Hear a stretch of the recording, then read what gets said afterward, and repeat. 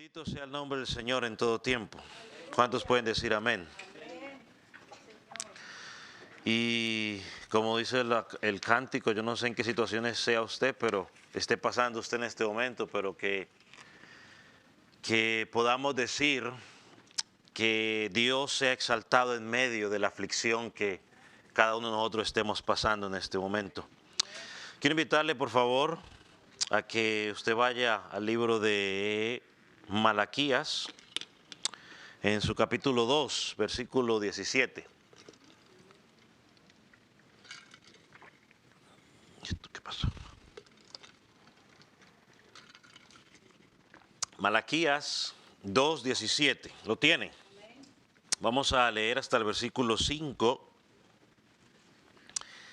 del capítulo 3. Hoy vamos a tratar de estudiar la cuarta disputa, donde en cada una de ellas veremos el carácter, o podemos ver un aspecto del carácter de Dios. Esta vez veremos un poco sobre la justicia de Dios. Dice el versículo 17 del capítulo 2.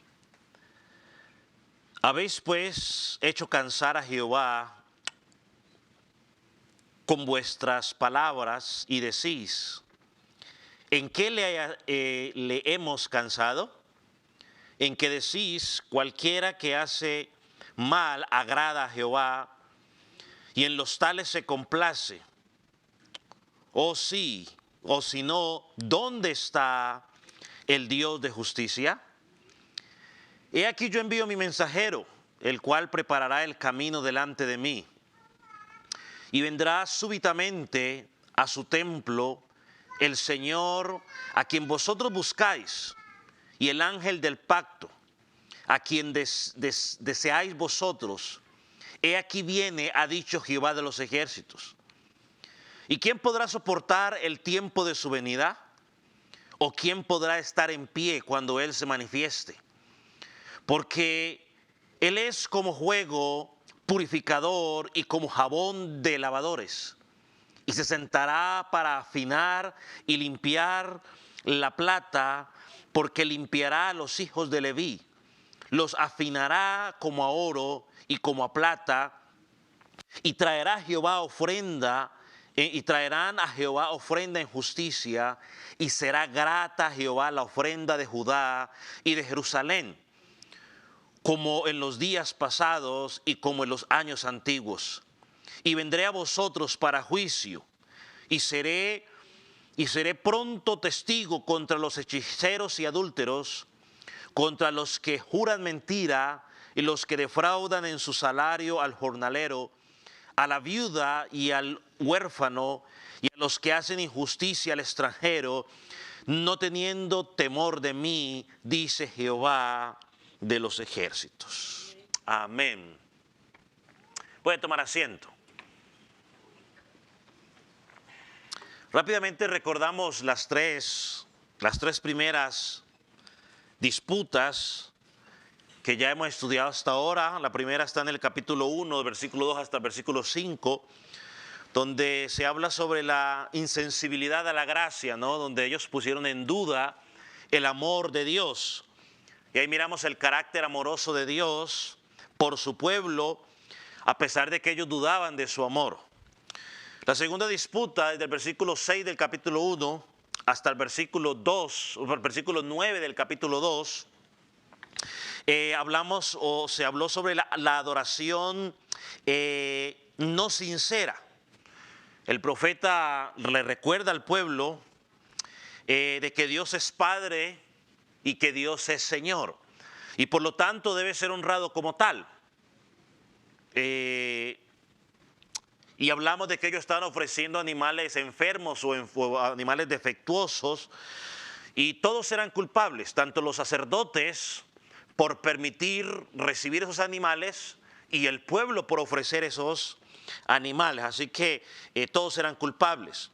La tercera disputa, que terminamos la semana pasada, empezó desde el versículo 10 del capítulo 2 hasta el versículo 16, donde estábamos hablando de la inestabilidad en las familias o la infidelidad del pueblo hacia Dios. Y el pueblo y el profeta le recuerda al pueblo de que Dios es un Dios fiel y que debemos responder con fidelidad. Ellos eran infieles a Dios y como resultado de su infidelidad a Dios, se manifestó en que se estaban casando con mujeres extranjeras, y no es que no haya mujeres extranjeras que eran paganas, y se estaban divorciando de las esposas del pacto. Y hemos dicho, o lo dijimos en las últimas 2 semanas, que quizás muchas de las acciones negativas que encontramos de los creyentes hacia la congregación, hacia el servicio en la congregación, tienen su raíz en su infidelidad a Dios. Cuando yo le soy fiel a Dios, se manifiesta en mi estilo de vida, y yo soy fiel en la congregación donde el Señor Jesucristo me ha puesto. Soy fiel en mi parte laboral, en mi parte familiar y en mi parte congregacional. Así que el que no le es fiel a Dios no le es fiel a nadie. Y si no estoy de acuerdo, pues se lo respeto, pero podemos discutir el caso con la escritura de Dios, con la palabra de Dios. Entonces, estas disputas creo que nos han llevado, aún muchos siglos después, a examinarnos a nosotros para ver cómo estamos ofreciendo nuestro servicio a Dios. La cuarta disputa que vamos a mirar el día de hoy, desde el versículo 17 hasta el versículo 5 del capítulo 3, nos presentan, lo pusimos, digamos, el carácter de Dios, la justicia de Dios, pero nos presenta una perspectiva incorrecta que el pueblo tenía hacia Dios. El pueblo, en este pasaje, si usted ya lo leyó conmigo con un poco de atención, se da cuenta de que el pueblo está cuestionando ¿qué? La justicia de Dios. Ellos pensaban quizás, como muchos de nosotros hemos pensado en algún momento, bueno, si Dios es bueno, quizás es uno de los argumentos de los ateos, ¿no? Y de los ¿cómo se llaman los otros? Agnósticos. ¿Agnósticos? Bueno, me olvido los otros. Pero es uno de los argumentos. Si Dios es bueno, ¿por qué hay tanta maldad? Si Dios es bueno, ¿por qué a los malos no les pasa nada? Yo recuerdo, y yo creo que muchos de ustedes que en ese tiempo estábamos aquí, quizás los un poco más adultos, quizás algunos menores no, pero en el 11 de septiembre, la pregunta que todos se hacían, o la gran mayoría se hacía, era, ¿y dónde está Dios? ¿Dónde está Dios si dicen que es tan bueno? ¿Por qué permitió que tanta gente muriera? Si Dios es tan bueno, ¿por qué existe la maldad? Y creo que esta pregunta que está haciendo el pueblo quizás nos representa a nosotros en algunas áreas de nuestra vida. Ellos estaban ofreciendo, como hemos ya dicho, animales defectuosos. Se estaban casando con mujeres extranjeras. Se estaban divorciando de sus esposas. Y ahora tienen, digamos, el descaro, permítame usar esa palabra, de presentarse delante de Dios y acusar a Dios de que Dios es injusto.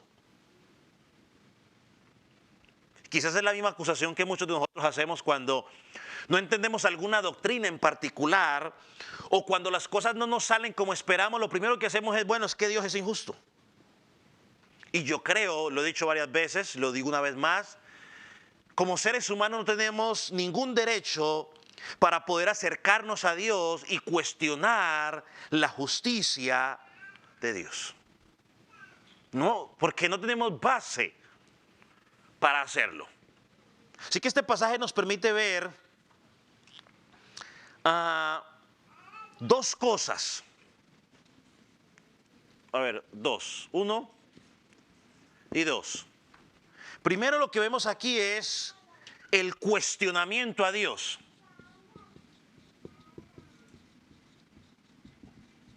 El cuestionamiento a Dios del pueblo, de parte del pueblo. ¿Cómo lo cuestionaron? ¿Dónde está el Dios de justicia?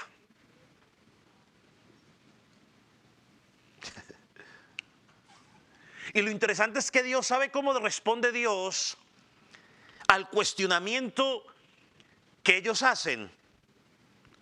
Dios les pregunta, ¿y dónde están los justos? O sea, Dios cuestiona la justicia de ellos. Lo vamos a mirar. Y en segundo lugar, lo que notamos en este pasaje es que Dios dice, como yo soy un Dios justo, voy a tratar con la injusticia.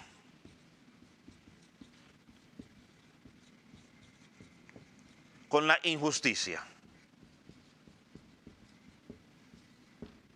Esos son los dos puntos que vamos a tratar de mirar. Y cuando Dios trata con la injusticia, lo hace de dos maneras. Pongámoslo aquí, A y B. La primera es que de unos tiene misericordia.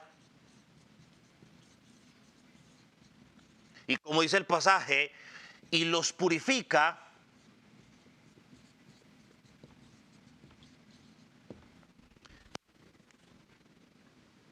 Y al segundo grupo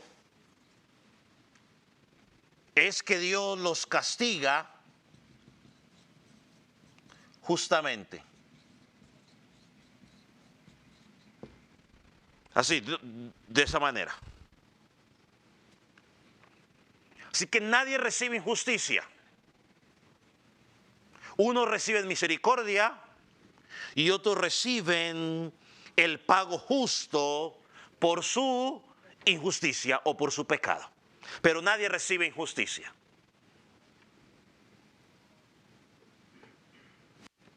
Porque ningún hombre lo merecía. Romanos nos dice claramente, por cuanto que todos pecaron. Así que miremos el primer punto, el cuestionamiento de la justicia de Dios. Versículo 17. Dice, habéis hecho cansar a Jehová con vuestras palabras y decís, ¿en qué lo hemos cansado? Él responde el profeta, en que decís, cualquiera que hace mal agrada a Jehová, y en los tales se complace, o si no, ¿dónde está el Dios de justicia? Hermanos, a pesar de que esta pregunta o el cuestionamiento de mucha gente nos quieran presentar a un Dios como que es un Dios injusto, tenemos que decir claramente, por lo que enseña la Escritura, que Dios en verdad es justo. Y usted no puede tener la más mínima duda sobre esa verdad.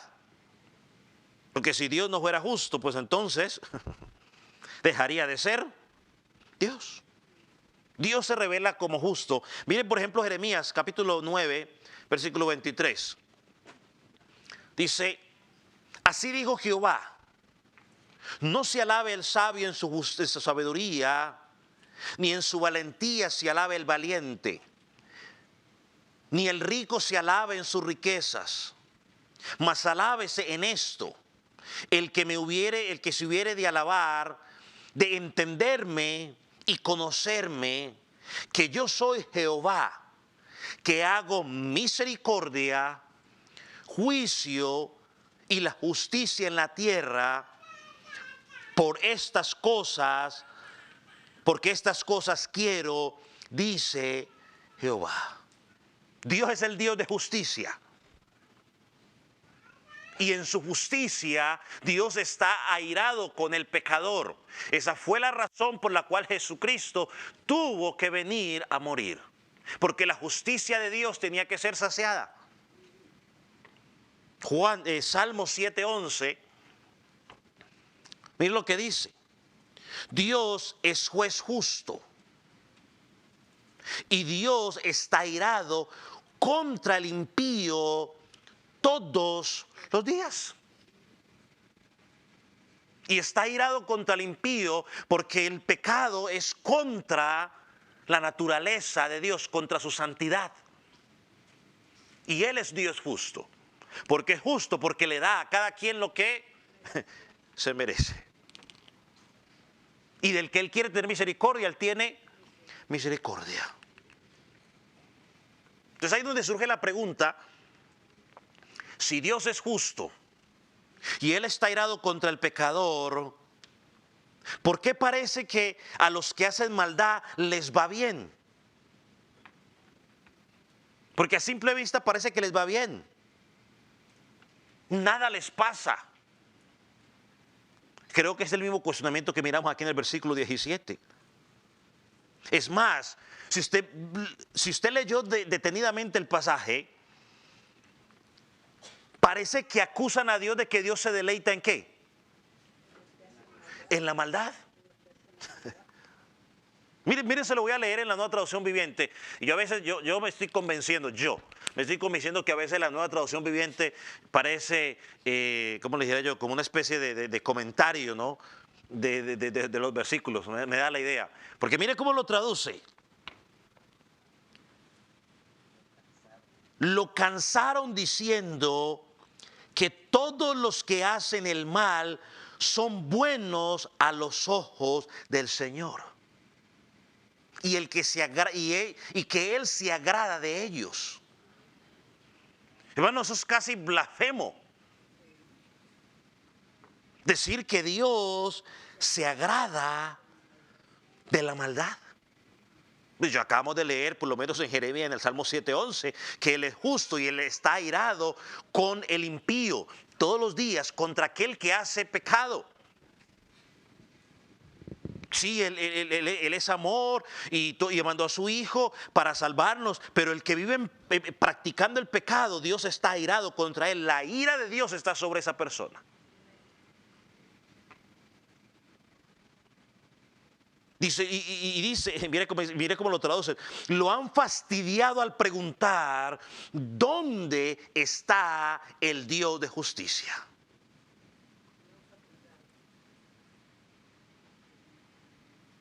Ellos han quebrado las leyes humanas, quiebran las leyes divinas y parece que no hay ninguna consecuencia. A veces uno piensa en los mercaderes de la fe, que sacan provecho de las personas, aunque vuelvo y digo, aquí podía aplicar lo de los sacerdotes y el pueblo. Los dos son culpables, uno por aprovechados y los otros por mensos, por no leer la escritura, por no estudiar la palabra. Esos no son mansos, sino que ya son otra cosa. Por no leer la escritura. Porque hay que leer la escritura. Y si yo leo la escritura y me están diciendo una cosa que no estoy de acuerdo con la escritura, ¿qué hago? ¿Salgo qué? Corriendo. Patitas, ¿para qué los quiero? Pero ¿dónde está Dios cuando suceden esas cosas? Bueno, hermano, Dios está en su lugar de dominio. Está en su lugar de autoridad. Simplemente todo eso que vemos, esos abusos, esos mercaderes de la fe, son consecuencias, uno, del pecado, y son consecuencias de los que dicen ser creyentes que no hacen lo que tiene que hacer. ¿Qué es lo que tiene que hacer un creyente? Sentarse y estudiar su palabra. Satanás, desde el Edén hasta los días de hoy, siempre ha querido cuestionar el carácter de Dios. Recuerda cuando en el Edén le dijo a la famosa palabra, con que Dios ha dicho. Siempre quiere cuestionar el carácter de Dios. Y aquí dice, han hecho cansar a Jehová. Y sabemos, ¿no? Que no es que Dios físicamente en sí esté cansado, sino que lo pone en esos términos para que nosotros podamos entender el concepto de lo que nos quiere transmitir. Para transmitir el comportamiento indolente de este pueblo al dirigirse a Dios de la manera como se están dirigiendo. Y volvemos a pensar, ofrecían animales enfermos, sus matrimonios eran un desastre, estaban volviéndose idólatras. Y preguntan, ¿en qué te hemos cansado? Muéstranos el Dios de justicia. Hermano, ese pensamiento nos trae serios problemas. En primer lugar, ¿sabe cuál problema nos trae? Porque estamos cuestionando al Dios que conocemos, que es que perfecto, que es santo, que es justo en sus juicios. Y en segundo lugar, ese tipo de pensamiento nos presupone que los malos son otros. Bueno, que ese es un mal que todos tenemos, porque siempre el malo es el otro. Eso sí, siempre el malo es el otro. Yo soy el bueno. Y quiero llevarlo ahí porque es que es interesante cómo Dios le responde. Dios le responde, ¿dónde están los justos? Pastor, ¿dónde saca eso? Bueno, versículo 1 del capítulo 3. He aquí, déjeme leérselo. He aquí yo envío mi mensajero, el cual preparará el camino delante de mí, y vendrá súbitamente a su templo, al Señor, el Señor, a quien vosotros buscáis, miren, que ustedes están buscando, y el ángel del pacto, a quien deseáis vosotros, no, el Dios de justicia que están pidiendo ellos. Pero miren lo que dice, he aquí viene, ha dicho Jehová de los ejércitos, versículo 2. ¿Y quién podrá soportar el tiempo de su venida? ¿O quién podrá estar en pie cuando Él se manifieste? Él dice, yo mandaré mi mensajero. Y quiero que tenga un poquitico en mente lo que mencioné hace un rato, que luego lo voy a hacer cuando presuponemos que nosotros somos los buenos y los malos son otros. Dice, yo voy a enviar mi mensajero para que prepare el camino. ¿De quién está hablando aquí el profeta? A ver, Cristo, ángel, ¿quién da más? ¿Quién da más? ¿Cómo? Juan el Bautista. Yo mando mi mensajero. Aquí está hablando de Juan el Bautista.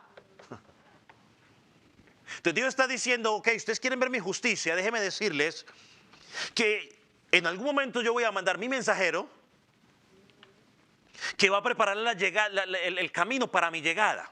Y eso, por ejemplo, lo vemos en Isaías 40, versículo 3, la famosa profecía, voz que clama en el desierto, preparar camino a Jehová, enderezad calzada en la soledad a nuestro Dios.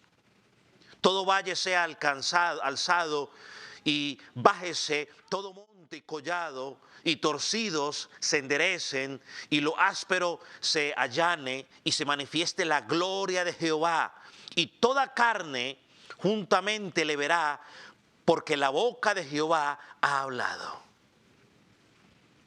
Lo interesante es que el Nuevo Testamento trae la revelación completa. Y si usted va, por ejemplo, a Mateo, versículos 7 al 11, no lo voy a leer, pero Mateo del 7 al 11, usted ve claramente cómo el mismo Señor Jesús interpreta que el mensajero que prepararía el camino era Juan el Bautista.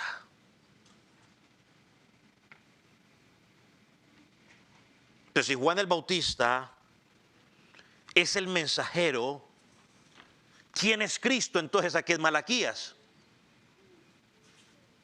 Está fácil. ¿Dónde está? ¿Ya lo vieron? ¿No lo han visto? Sí, está facilito. ¿Cómo? No, ya se fue muy lejos. No, si estamos en el versículo 1. ¿Quién es el? Si Juan el Bautista es el mensajero, ¿quién es Cristo ahí entonces? El Señor. El Señor, mis hermanos. Versículo 1 dice, el Señor. Entonces Juan el Bautista es el mensajero, por lo tanto Cristo es el Señor. Cristo es el mismo que Dios. Un pasaje más que nos muestra la divinidad del Señor Jesucristo, aunque algunos lo quieren poner por duda. Ahora, ellos preguntan, ¿dónde está el Señor? ¿Dónde está el Dios de justicia? Y el profeta les dice, Él se va a manifestar. Ahora sabemos, aunque el pasaje lo dice aquí, dice, preparará el camino delante de mí, ahí está Cristo, o el Señor, Dios, y vendré súbitamente a su templo, el Señor a quien vosotros buscáis. Dice, y el ángel del pacto a quien vosotros, y quien deseáis vosotros. Ahora, usted y yo sabemos, por lo que hemos estudiado hasta ahora, y yo creo que nadie tiene duda, que ellos en su infidelidad, en su ceguera, estaban pidiendo que el Señor viniera a juzgar ¿a quiénes? A los malos. Pero en su ceguera no se daban cuenta que ellos mismos serían objeto ¿de qué? Del juicio de Dios. Lo venimos a lo que hacemos un rato. O sea, los malos son ellos, yo soy el bueno, los buenos somos nosotros. No. Hermanos, si usted y yo somos honestos, ni tú ni yo somos tan buenos como tú y yo pensamos que somos. Ni tú ni yo somos tan buenos como tú y yo pensamos que somos. Ellos estaban deseando, oh sí Dios, ven a juzgar, pero juzga a los malos. Y nosotros, felices porque nosotros estamos bien. Sí, también estaban ofreciendo ¿qué?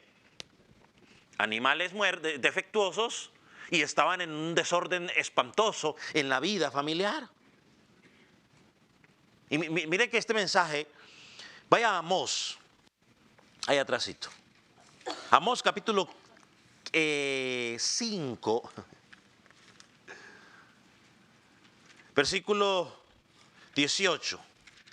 Yo creo que ese sí lo voy a leer.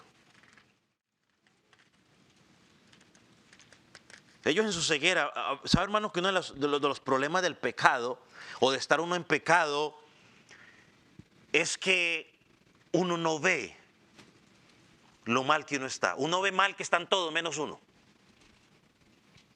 Y si en algún momento de su vida usted está pensando que todos están mal y usted está bien, por amor a su alma, haga un alto en el camino y examínese, porque algo no estamos haciendo bien. Me encanta la oración de David. David oraba, Señor, examíname. Señor, pruébame. Ve si hay en mí. Así debe ser nuestra oración. Yo sé que a veces nuestras emociones nos traicionan y nos creemos los chachos de la película, pero miren lo que dice Amós 5:18. Hay de los que desean el día de Jehová. ¿Habla de qué? Del juicio. ¿Para qué queréis este día de Jehová? Será de tinieblas y no de luz. Oh, sí, que el Señor venga y juzgue. Pero nosotros estamos pensando que juzgue ¿a quién?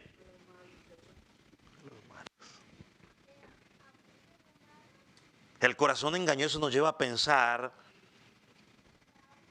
el corazón engañoso les llevó a ellos a pensar que cuando viniera el Señor iba a juzgar solamente a los malos. Y muchas veces estamos pensando que traerá salvación y felicidad, pero nunca nos imaginamos que muchas veces nosotros vamos a ser objeto de ese juicio o de ese llamado a cuentas.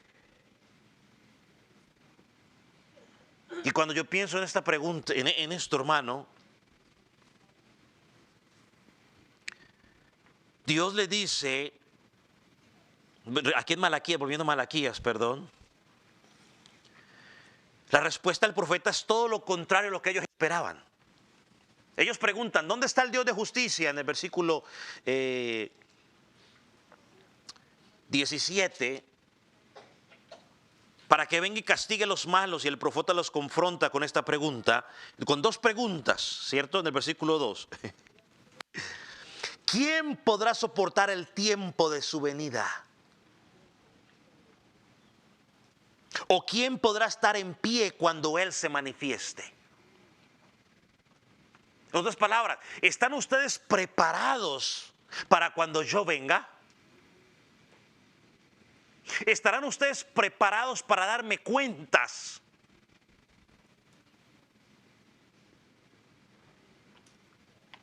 O sea, la pregunta no es cuándo va a venir el Señor. La pregunta es, ¿estoy preparado para cuando el Señor venga? Hoy la gente está tratando de, o algunos por lo menos, están tratando de una u otra manera, tratar ¿de qué? De de predecir el día que el Señor va a venir. Es que la pregunta no debe ser cuándo va a venir, la pregunta es, ¿estoy preparado para cuando Él venga? Otra vez, mis hermanos, si Él llegara hoy a pedirte cuentas, ¿estamos tú y yo preparados para dar cuentas? Es que ahí no va a valer nada, ahí no va a valer que me miró feo, que no me saludó, que no me llamó, que nada. Estamos preparados para dar cuentas.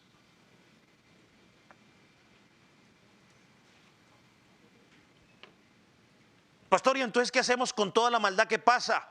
Los mercaderes de la fe, los que se burlan de mí, ¿por qué Dios no hace nada? Hermano, se nos olvida que posiblemente Dios, es lo que digo yo, posiblemente Dios no se ha manifestado por dos cosas, porque Él es paciente y misericordioso.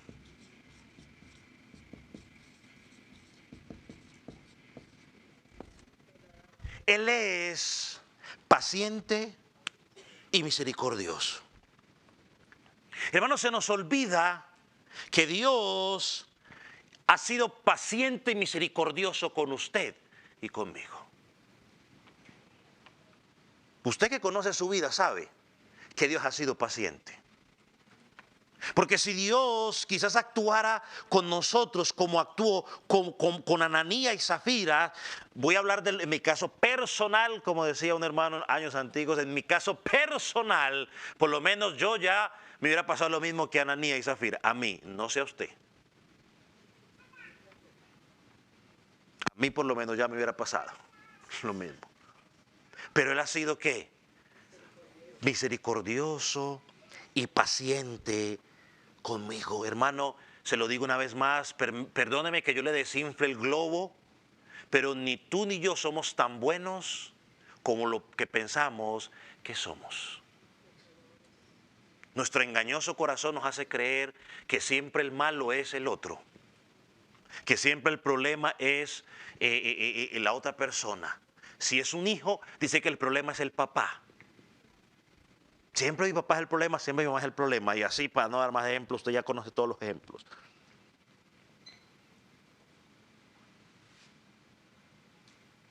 Entonces, recordando, ¿no? Y creo que esto va alineado con lo que hemos estudiado en Primera de Pedro, que ya lo hemos escuchado. Estos hermanos que estaban siendo perseguidos, que estaban pasando por situaciones difíciles, Pedro, ¿qué les dijo a ellos? Hermanos, descansen en el Señor. Porque tarde que temprano todos estaremos en la presencia de Dios y daremos cuenta. Mire, esos mercaderes de la fe un día darán cuenta.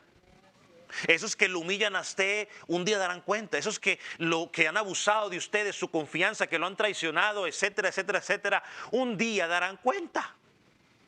Descanse en el Señor. Encomiende su causa a aquel que juzga justamente. Dice él, yo trato con Dios de justicia. Volvemos una vez más al versículo 2, desde el versículo 2 de la parte final en adelante. He aquí viene, pero el versículo en adelante, versículos al final, porque Él es como fuego purificador y como jabón de lavadores, y se sentará para afinar y limpiar la plata, porque limpiará a los hijos de Leví, los afinará como oro y como a plata, y traerán a Jehová ofrenda en justicia, y será grata a Jehová la ofrenda de Judá y de Jerusalén, como en los días pasados y como en los años antiguos. Mire la secuencia. Pregunta, ¿dónde está el Dios de justicia? El Señor dice, no, esa no es la verdadera pregunta. La verdadera pregunta es, ¿estarán ustedes listos para cuando yo me manifieste? Pero cuando yo me manifieste, mire lo que va a hacer. Los va a purificar. Los va a limpiar de toda injusticia. Y usa dos ejemplos. ¿Cuáles son? Fuego purificador y jabón de lavadores. Todos, por lo menos en teoría, entendemos lo que es fuego purificador y jabón de lavadores. El jabón, ¿qué es lo que hace? Suelta el mugre, ¿no? Para que se pueda salir. Y el fuego también que purifica. Todos sabemos, al menos en teoría, que el oro y la plata se funde a altas temperaturas en el fuego para que todo lo que no es oro ¿qué es la palabra? Se caiga o se evapore, o no sé cuál sería la palabra técnica para eso. Se desaparezca. Y solo lo que es se desvanezca. There you go. Thank you. Para que se desvanezca todo lo que no es oro y todo lo que no es plata. Dice el versículo 3, se sentará para afinar y limpiar la plata. Y según dicen los expertos, que limpiar la plata requiere mayor trabajo que el oro. Hay que hacer un proceso especial y tienen que hacerlo a cierto tiempo, porque si dejan pasar mucho tiempo, entonces tienen que volver a empezar otra vez. Porque pierde el brillo y no sé qué cosas. Ahí leí, pero no me puse a dar tanta explicación y dije, dejémoslo así nomás. Pero la idea es que es más complicado. Entonces ese pasaje nos dice que el Señor va a quitar lo impuro, va a quitar lo sucio, para que solamente quede lo que es realmente valor, hermano. Y una vez más, las dificultades, Pedro dice, y Pablo también lo dice, que nuestra fe es probada como el fuego. Y yo lo digo una vez más y me sostengo hasta que encuentre otra cosa en la Escritura.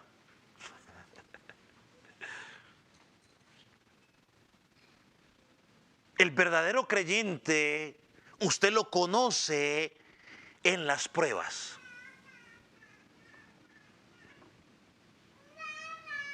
En las pruebas, en las dificultades. Ahí es donde usted lo conoce. Si su fe es verdadera.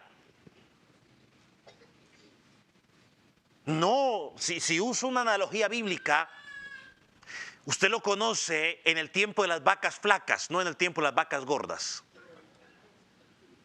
¿Cuáles son las vacas gordas? La abundancia, ¿no? ¿Y cuáles son las vacas flacas? La escasez.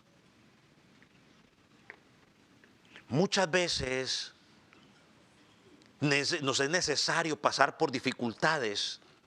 Es más, Pedro lo dice, es necesario que por algún tiempo pasemos para que nuestra fe sea afinada.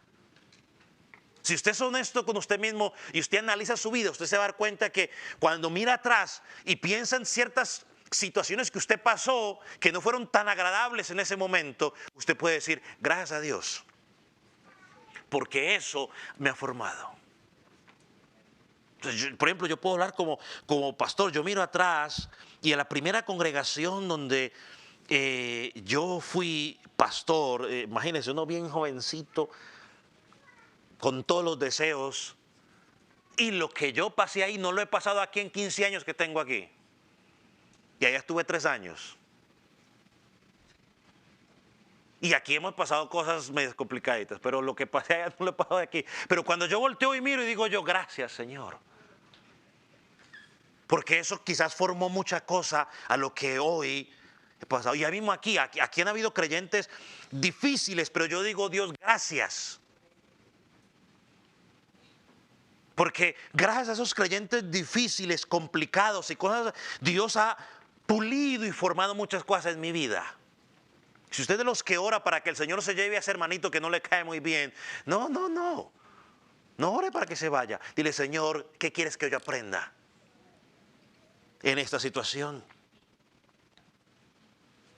Entonces, hermano, Dios nos purifica.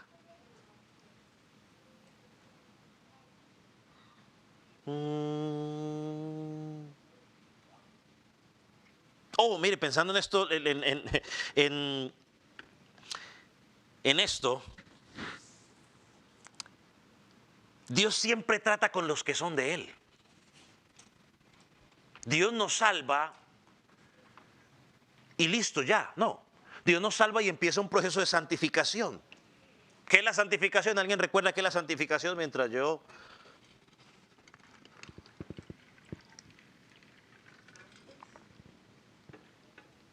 ¿Qué es la santificación? Que usted se hace más santo, que le van saliendo alitas para que pueda volar y la aureola aquí en la cabeza. Apartados. Ok, santo, pues viene apartado. ¿Qué más? Bueno, rápido pues para que nos dé el tiempo. La santidad o la santificación, hermanos, es esa obra progresiva de Dios que va tratando nuestras vidas desde el momento que somos salvos hasta el día que Jesucristo nos saque o Dios nos saque de esta tierra. Él nos va santificando, nos va limpiando, nos va purificando, nos va formando a la imagen de su Hijo. Por eso todo creyente, a medida de que va creciendo espiritualmente, se va notando que algo va cambiando en su vida. No puede seguir siendo el mismo de hace 3 años. Vamos a Zacarías 13:8 rápidamente. Dice, acontecerá en toda la tierra, dice Jehová, que las 2/3 partes serán cortadas de ella y se perderán, mas la tercera quedará en ella. Mire lo que dice el versículo 9. Y meteré en el fuego a la tercera parte, los fundiré como se funde la plata y los probaré como se prueba el oro. Y mire, él invocará mi nombre y yo lo oiré y le diré, pueblo mío, y él dirá, Jehová es mi Dios. Hermanos, nosotros como creyentes en el nuevo pacto, luego de que nuestra culpa fue quitada, estamos siendo santificados por el Señor. Y muchas veces el horno que el Señor emplea son las aflicciones y son las pruebas. Durante ese proceso el Señor elimina toda inmundicia, aún en las dificultades. Dios, la Biblia dice que es bueno que lleguen las divisiones, porque a veces en las divisiones o los conflictos dentro de la congregación sacan los que no son del Señor.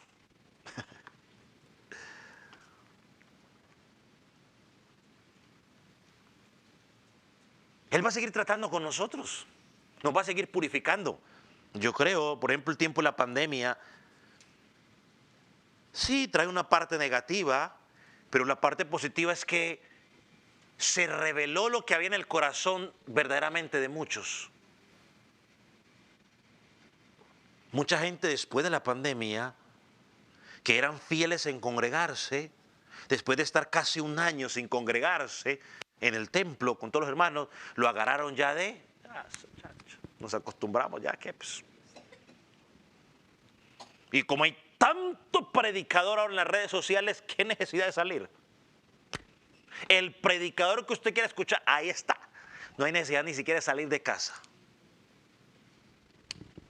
¿Qué cuento de congregarnos?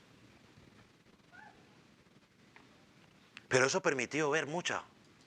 Otro se afianzó su fe. Otro se afianzó su amor por la obra. Entonces las dificultades, hermano, son ese horno de purificación. Y esa es la promesa que Dios tiene, porque Jesús dice que Él nos va a ir purificándonos, porque al final nos va a presentar delante del Padre. Dice Efesios 5:27, anótelo, yo lo quería leer, pero voy a leer una parte nomás. Efesios 5:27 dice que nos va a presentar como una iglesia gloriosa, sin mancha y sin arruga, delante del Padre. Judas 1:24-25, que también estudiamos, dice que aquel que es poderoso para presentarnos sin mancha delante del Padre.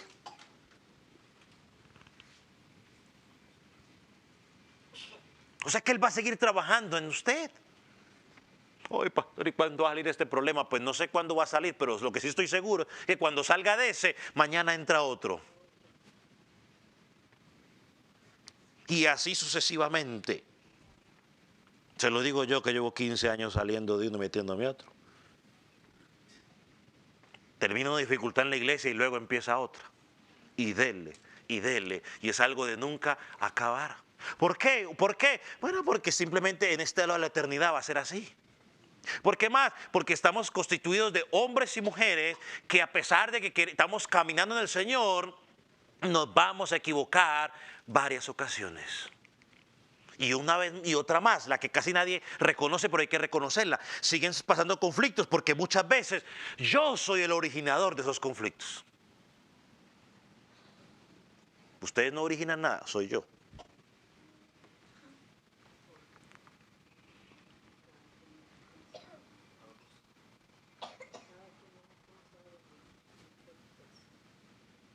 Y mire algo interesante, Dios dice que los va a purificar para que luego que los purifique, mire lo que se iban a hacer. Versículo 4. O no, versículo 3 antes dice, los purificará como oro, como a oro y como a plata. Y dice, y ahora traerán a Jehová ofrenda en justicia.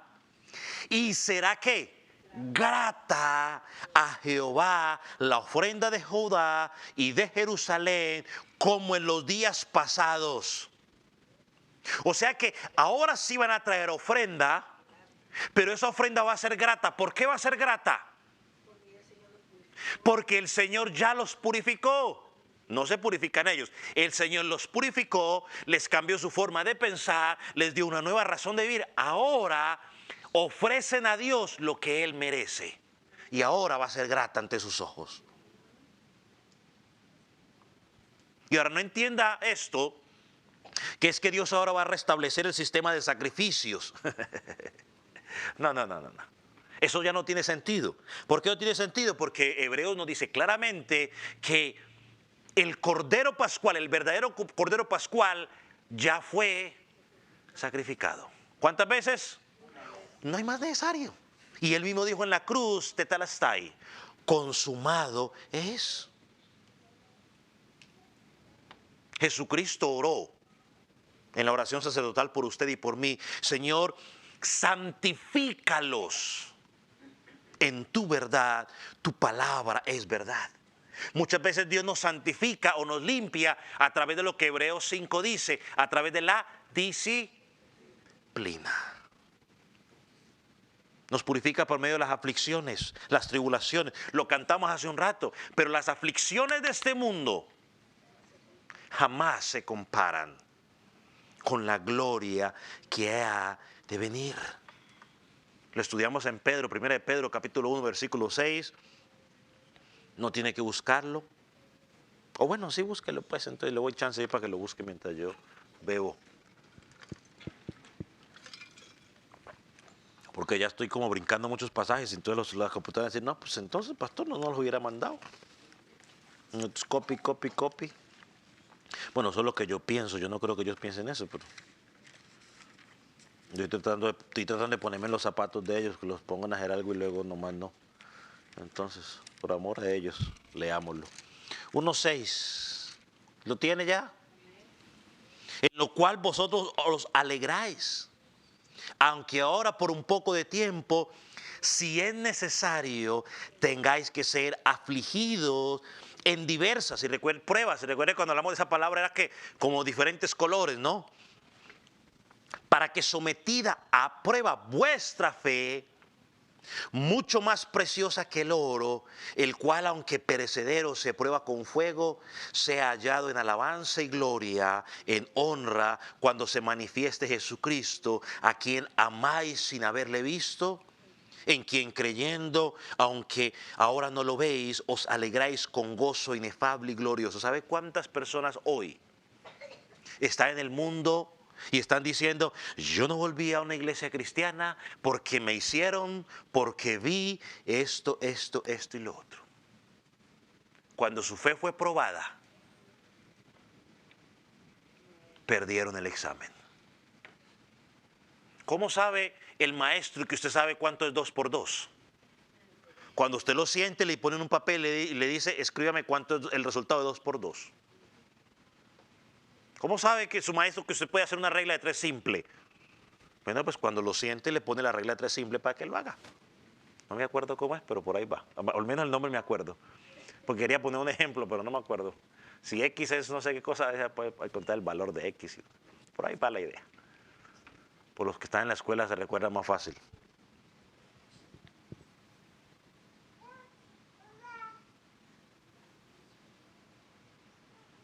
Entonces, vamos a la parte, al versículo 5.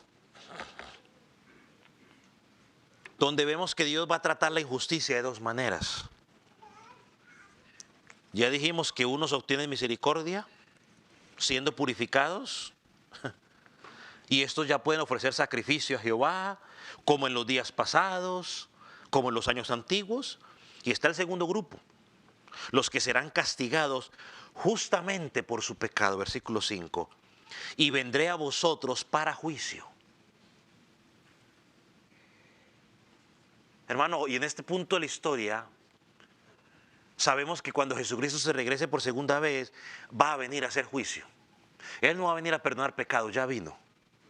Seré pronto, dice, testigo contra los hechiceros, los adúlteros, contra los que juran mentira, los que defraudan en salario al jornalero, a las viudas, a los huérfanos, a los que hacen injusticia del extranjero.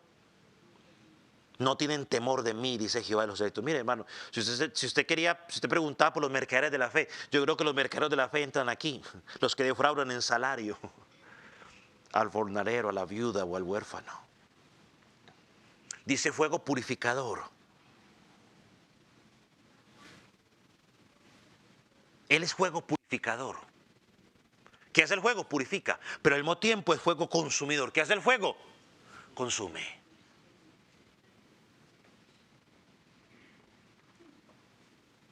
Y mire que este versículo nos da una lista de pecados o de prácticas que serán juzgadas. Dios vendrá contra los hechiceros, contra los adúlteros, contra los mentirosos, contra los engañadores, contra los abusadores y contra los explotadores.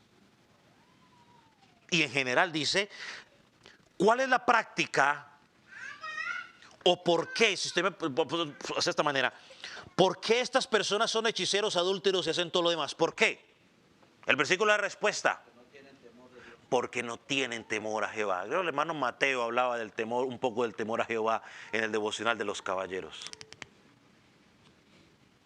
De hecho, yo tengo una duda. Me asalta una duda, ya que me acuerdo del devocional de los caballeros. En ese grupo parece que habemos nomás 7. Parece que solo habemos 7. Parece que solo vemos 7. Los 7 caen en el devocional. ¿Quiénes reaccionan al devocional? Los mismos 7 que dan el devocional. Si da el devocional el hermano Jeremías, pues yo veo que reacciona el hermano Simón, el hermano Mateo, el hermano Nelson, el hermano Prax, el hermano Armando. Si da el hermano Nelson el devocional, y digo, y es que aquí, yo a veces es que aquí solo vemos 7, digo yo. El resto ni amén, ni gracias, ni nada, o sea, digo yo.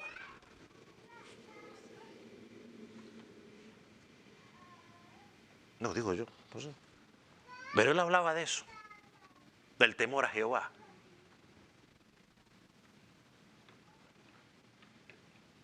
Es que si lo digo va a sonar como que lo estoy regañando. Mejor sigamos aquí. Hermano, la hechicería. Volvamos mejor al pasaje, como buen predicador. Hermano, la hechicería involucra, ya el que entendió, entendió. La hechicería involucra todo lo que tiene que ver con el ocultismo. Yo espero y aspiro que aquí no haya ninguno que esté pendiente los lunes o los lunes o todos los días del horóscopo. O que esté pendiente de, no sé, de qué signo zodiacal es. Porque eso es hechicería. Eso no entra. El Hijo de Dios no se mueve por eso.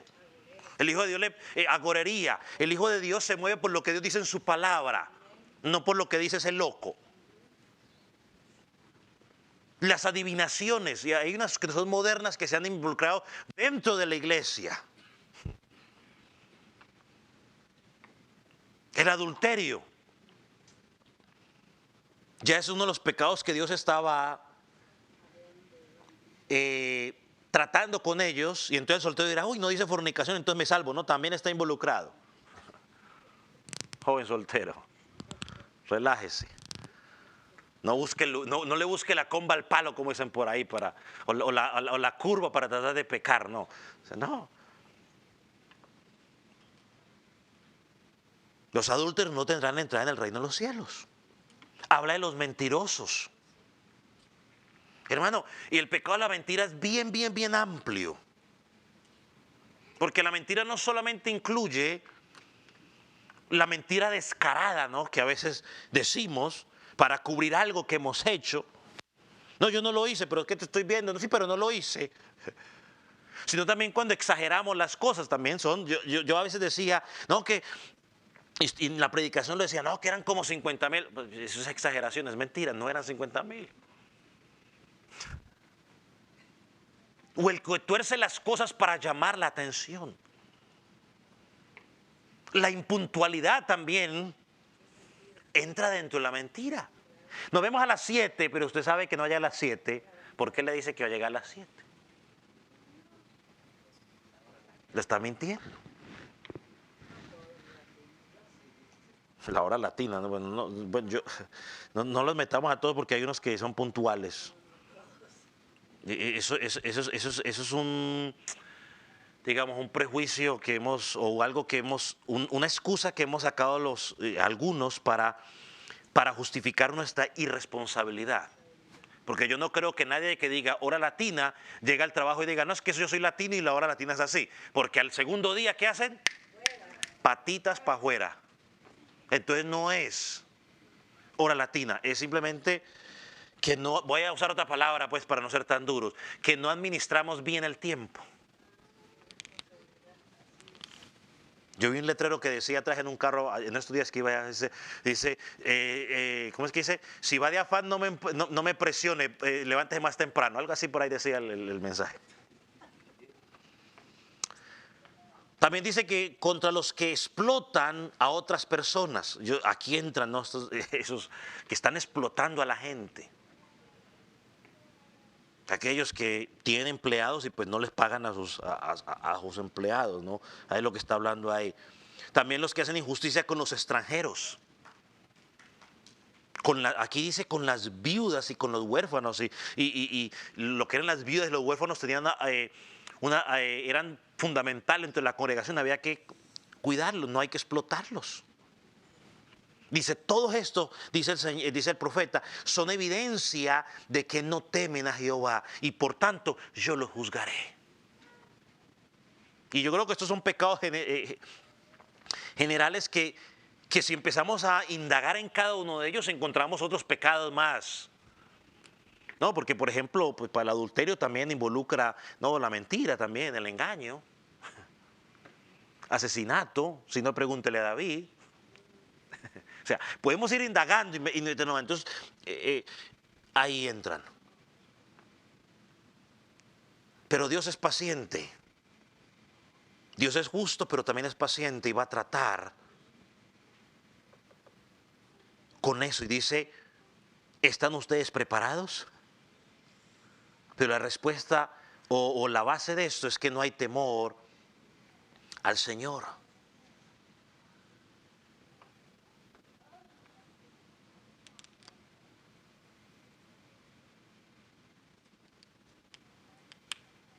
Entonces, hermanos, el Padre le ha dado al Hijo, a Jesucristo, el derecho de juzgar.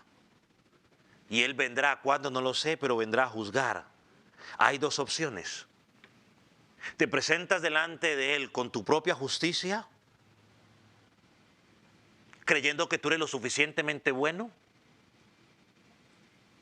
o te presentas en la justicia de Cristo.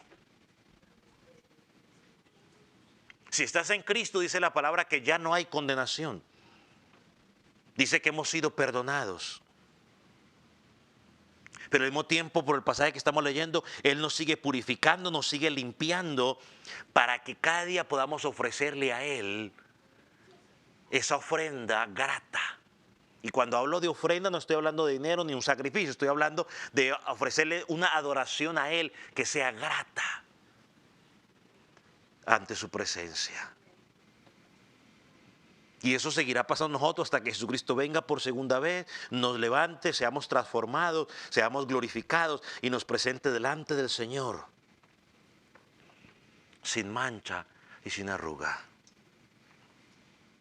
Y a ti, amigo, que estás en Cristo, tú joven, adulto, niño, te recuerdo que un día Jesucristo regresará y tendrás que dar cuenta a Él por tu pecado. Ven a Cristo en fe y en arrepentimiento. Pastor, ¿y qué puedo hacer para ser salvo? Cree en el Señor Jesucristo y serás salvo. ¿Qué implica creer? Implica que hay un cambio de dirección. Yo iba en esta dirección, he creído en Él, ahora doy media vuelta y camino en otra dirección. Si te presentas en tus propias fuerzas, no saldrás bien librado. Si te presentas en las fuerzas del Señor, de Jesús, en la justicia de Jesús, Él te representará, Él hablará por ti. Amén. Él es nuestro abogado. Ponga sobre sus pies, vamos a orar.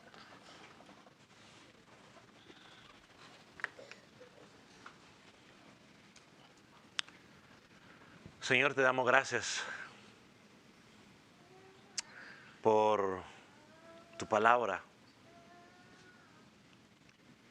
Gracias porque a través de ella tú hablas a nuestras vidas, tú nos retas.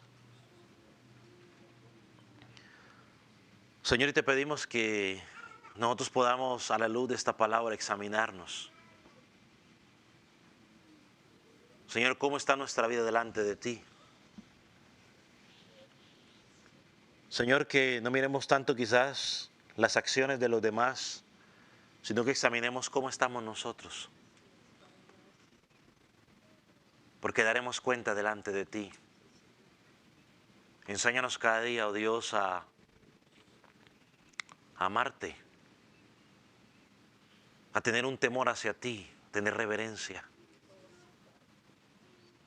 Señor, porque eso marcará